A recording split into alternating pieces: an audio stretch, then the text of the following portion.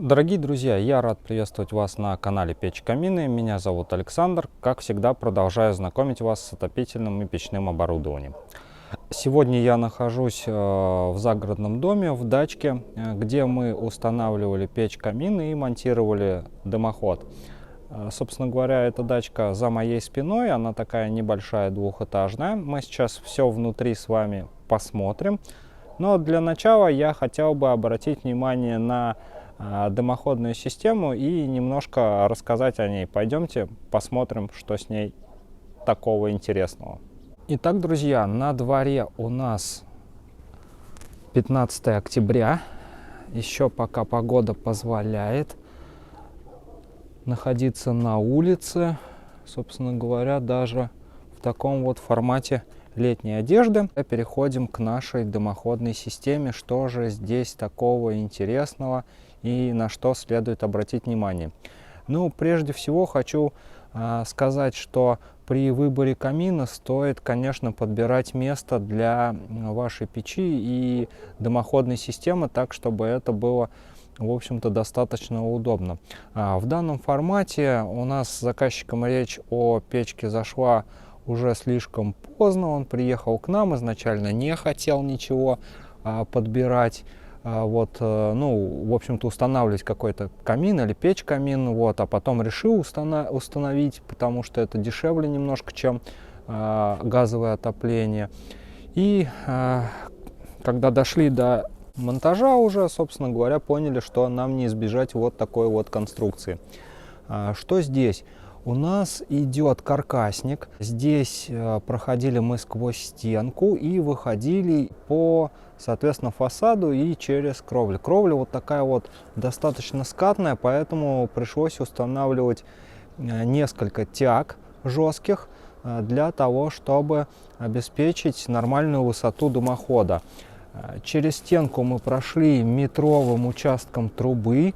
Много это или мало, пишите в комментариях. Я знаю одно, что когда этот участок метровый, в общем-то, печка нормально достаточно работает. Если высота дымохода больше 3 метров уже над ним, здесь у нас 3,5 метра еще плюсом получилось. Кронштейны усиливали мы немножечко под кронштейны стенку, потому что там все-таки она достаточно тонкая, поэтому пришлось вот дополнительно усиливать ее.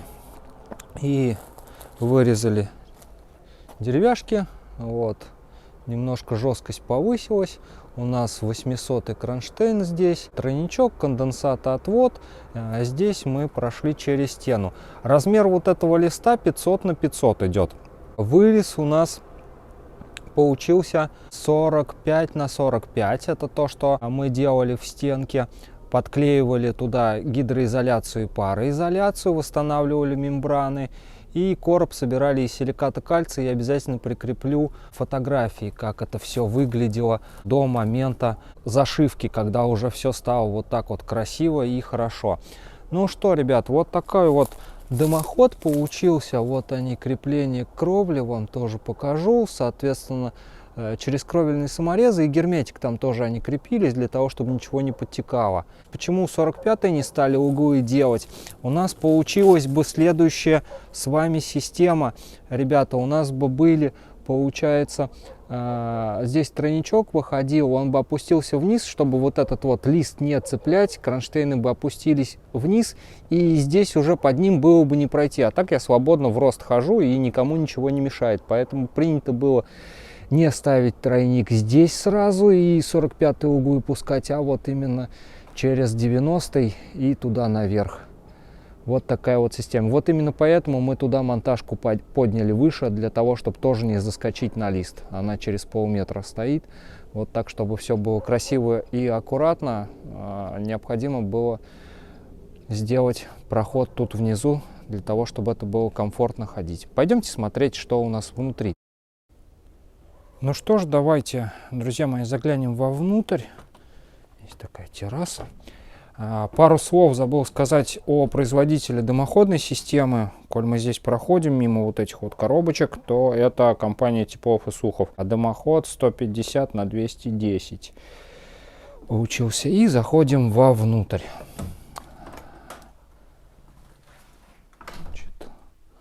что, ребята, здесь у нас внутри? Ну, стоит печь Astov R1N на ножке.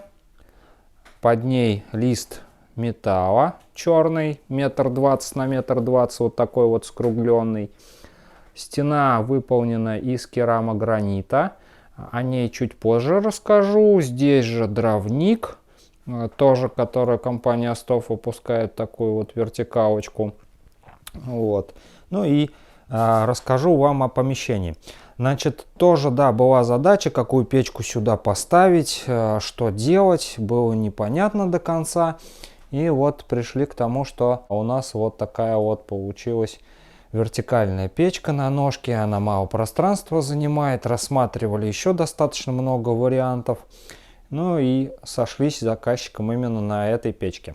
Здесь такое вот помещение, уже обжитое, так скажем, уже рабочее. На электрике заказчик пока отапливался. Небольшое такое дачное строение. Ну, здесь мы занимались монтажом. Еле, значит, там второй этаж идет. Лестничный проем достаточно большой. И задача вот стояла, соответственно, тоже, в общем-то, отапливаться не только электрикой, но еще и печью камином. Сейчас у нас 16 градусов. Значит, когда мы затапливали печку, потому что мы ее предварительно растопили, наверное, полчаса назад, было 12 градусов, то есть на 4 градуса мы подняли температуру. Пока там дымоход черный внутри обгорал, закрывали, открывали дверку. Короче, были теплопотери у нас. Сейчас будем с вами топиться. Температура будет расти. Значит, давайте немножко поподробнее я расскажу вам о вещах, которые мы здесь использовали. Ну, во-первых, дом, повторюсь, каркасник. Утепление 150 идет, собственно говоря, ну, практически вагонка с этой стороны, вагонка с той стороны. Мембраны где-то 150-200 утепления. Вот, ну, по крайней мере, я срезал 3 листа утеплителя по 50. Вот, внутренний, кстати, внутренняя вот эта вот распушка, которая у меня получалась, она была глубиной 20, ну, 23 где-то сантиметра. Ну, в общем, 25 толщина стенки с внутренней и наружной стороны. Значит, на полу лежит лист от компании Везувий, черный металлический, 1,20 на 1,20 м. Под него, так как пол деревянный, вообще ничего не стали подкладывать, все дело в нашей печке. Печка наша, она на ножке приподнята, поэтому низ у нее вообще никак не нагревается. На стене керамогранит, сделали его на сухую, через профиля, внутри силикат кальция 30 мм толщиной, уголочки черные вот такие вот, высота 2,40 м, использовался керамогранит широкого формата, 1,20 м на 60 м, вот, то есть угол полностью пожаробезопасен, хотя сама печка дает не самую высокую температуру, там на заднюю стенку, на боковую. Ну, сейчас сами все посмотрите. Пирометр есть, мы с вами все померяем. Здесь же рядышком кухня, и было решено вот эту печечку развернуть сюда лицом, потому что здесь будет зона отдыха, и чтобы любоваться, наблюдать за игрой огня, естественно, ее развернули сюда, и вот мы лицезреем с вами вот такую вот потрясающую печку. Печка в черном цвете, на ножке. Может быть без ножки вариант, может быть поворотный. Это доп. Опция у компании Astov, естественно, она платная. Ручка может быть вертикальная, вот такая вот черная, может быть там серебристая, ну любая на ваш выбор. То есть очень много разновидностей сейчас у этой печки появилось. Вот. Ну, мы сошлись вот именно на таком формате печи. Дальше к дымоходной системе. Внутри мы использовали дымоходную систему TIS Black, она вот такого вот черного цвета. Фартук и сэндвич у нас идет через стенку. Также дополнительно поставили шибер, но он здесь по факту-то не сильно нужен для управления самой печкой, регулировки самой печи, потому что печка очень герметичная. А вот для того, чтобы в последующем через дымоход не выдувало, когда печка у нас остывает, он нужен. То есть его можно перекрыть и меньше будет тянуть через печку. По поводу приточки. Приточку под печь здесь не стали мы делать по одной простой причине. Тянуть ее откуда-то издалека или из-под пола, ну, не представлялось практически возможным. А с улицы брать, он будет сразу холодный, и печка будет работать, ну, не совсем корректно, так скажем. Это надо подогревать этот воздух, а подогреть его негде. Поэтому было решено приточку не ставить, хотя печка дает нам возможность поставить приточку воздуха, все это монтируется. Ну что ж, друзья, давайте более подробно сейчас поближе посмотрим на печку. Подложили мы еще немножко дровишек в нее, и теперь она горит. Первое, на что хотел бы обратить ваше внимание, это на температуры.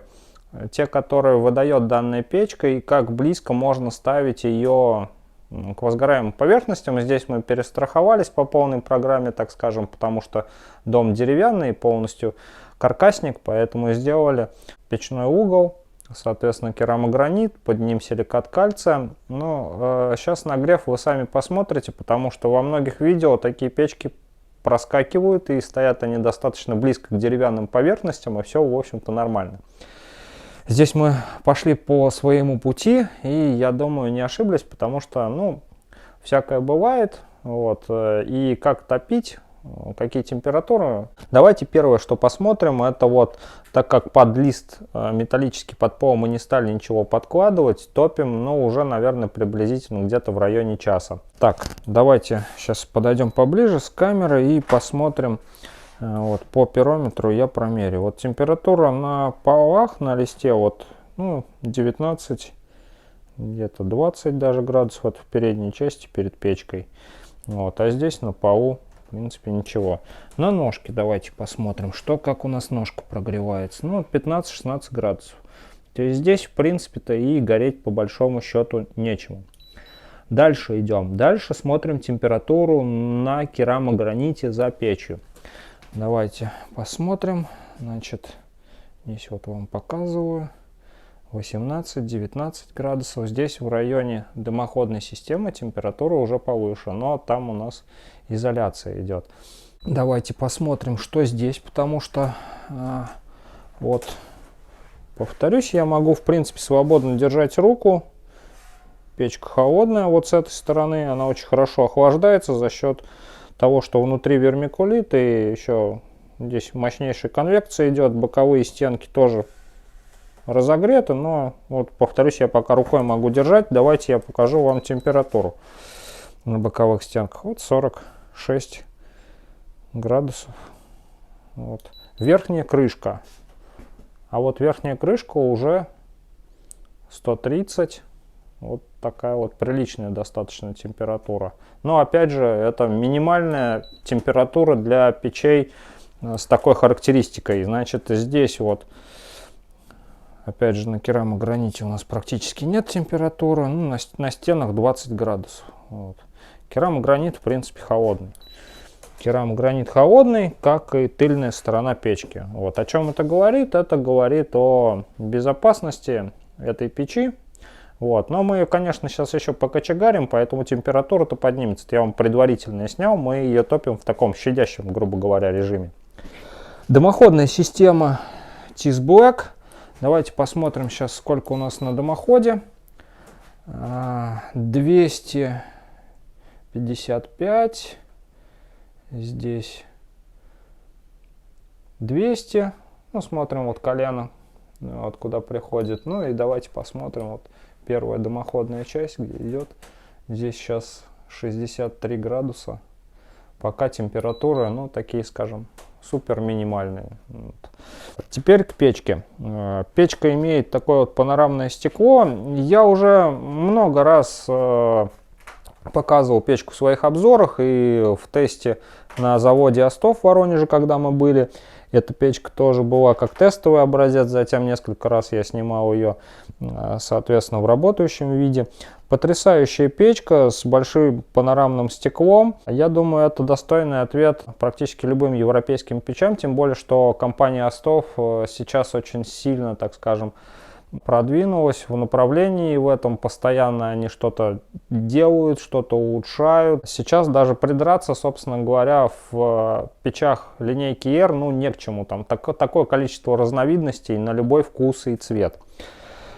Так, давайте посмотрим. Печка подовая. У нее нет колосника, и основная масса воздуха подается процентов 70 это сверху через дожигатели, через систему подачи воздуха, и 30 подается процентов через радиусную рамку внизу печки для того, чтобы поддерживать горение. Сейчас у нас горят дрова так неинтенсивно. Здесь на передней части есть ручка. Она отвечает сразу за все. Она отвечает и за систему чистое стекло, и за систему горения. Все очень просто. Если поближе подойти посмотреть, на ручке у нас плюс и минус. Сейчас поближе вам покажем это все. Вот они. Вот так вот это все удобно регулируется одним регулятором. Значит, сейчас в максимальном положении открытом у нас находится печка. Давайте переведем ее в минимальное положение. Вот. Я вам сейчас покажу. Оп. И видим, что в принципе горение максимально замедлилось в печи, только вот какой-то дожиг газов у нас пошел. Посмотрим на магию огня, если получится у нас, конечно. А у нас обязательно получится с вами.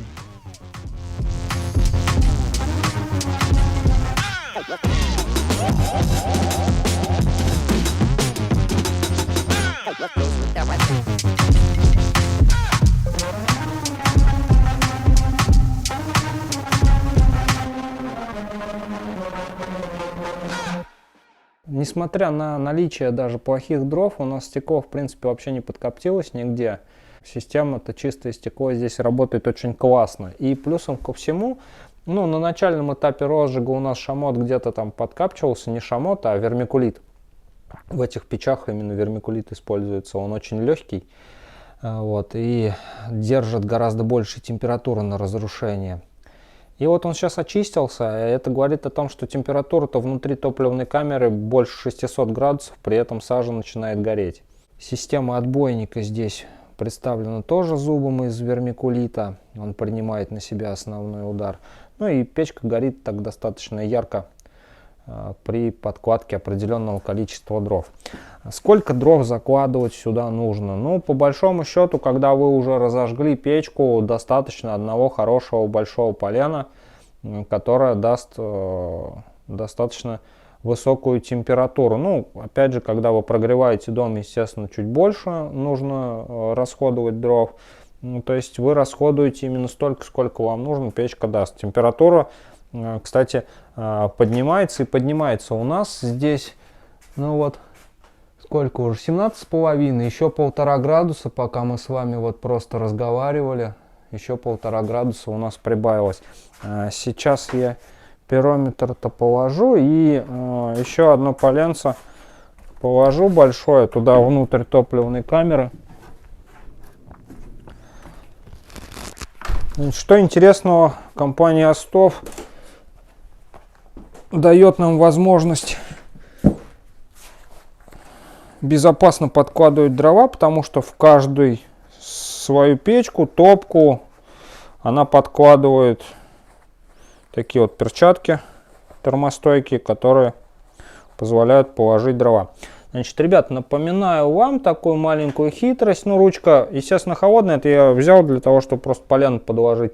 Как открывать печку, да, то есть проверили там, все ли у нас открыто, шиберная задвижка. Вот, конечно, вот так вот подкладывать, как я вот сейчас сделал, не стоит. Лучше уже подкладывать, когда угли только остаются. Но, тем не менее, я вот немножко приоткрыл дверку, горение внутри стабилизировалось, вот оно даже так закрутило его. Сейчас положу полежку вот сюда прямо.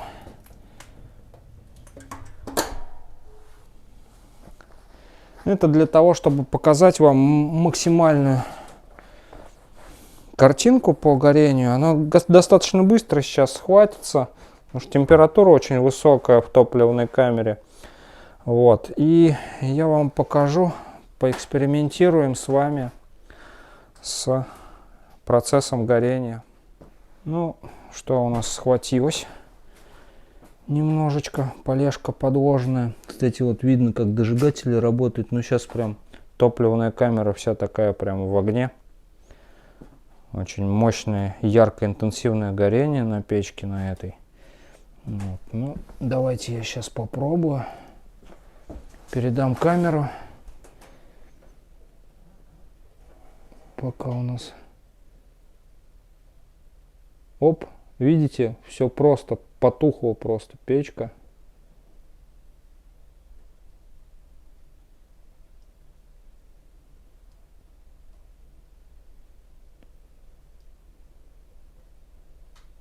Вот дожигатели начали работать. Как раз пиролизные газы горят.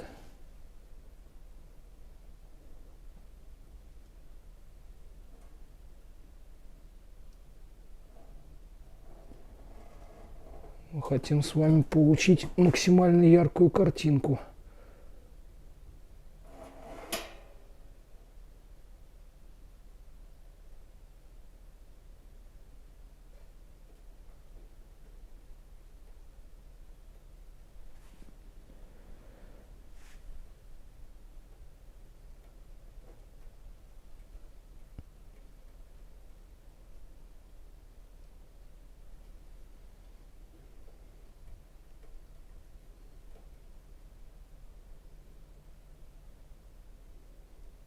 Ladies and gentlemen.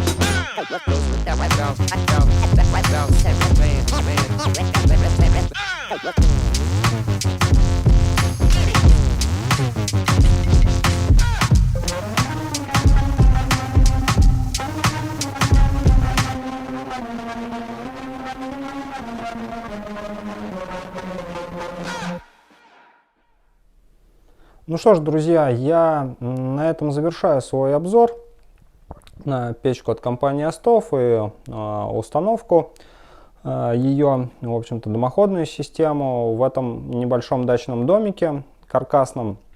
Если вы хотите, чтобы у вас дома было тепло, уютно и комфортно, вы знаете, куда обратиться. Ссылочки все внизу под видео будут.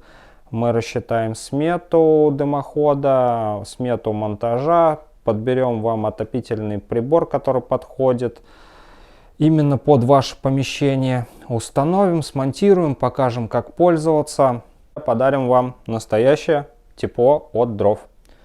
С вами был Александр. Подписываемся на канал, ставим лайк и ждем новые видео.